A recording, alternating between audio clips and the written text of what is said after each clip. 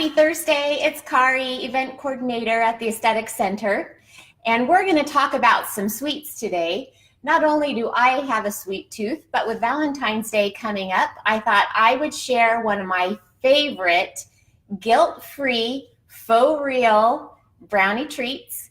If you want something sweet or you want to share it with your family or your sweetie for Valentine's Day, look no further. This is a low-carb, sugar-free, gluten-free treat. Trust me, they're pretty tasty. My family likes them, and you will have to surprise yours with these also. People don't know when they see these because they look like a real brownie. The star of this show, though, however, is black beans. I'll share the recipe with you.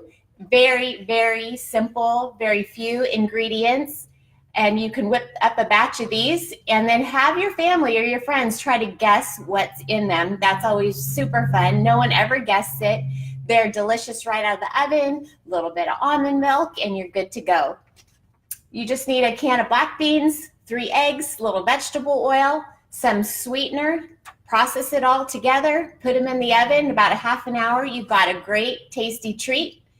And talk about treats. We have a great treat coming up on the 21st of February. It's our red carpet ready. So yes, ditch the sweets, try these so you can look like the stars, but we'll have your skin star ready.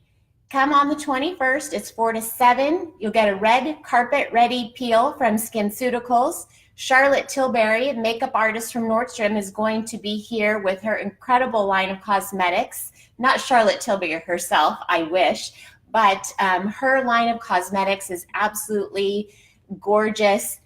She has a flawless filter and some other really fun, unique products to make your skin look like the stars. In addition, we're going to have Lori Mitchell here having a luscious lip station. We're actually rolling out a real red carpet. We'll have champagne, appetizers. It's limited seating, so please call the office today. We have a handful of spots left. You're not going to want to miss it.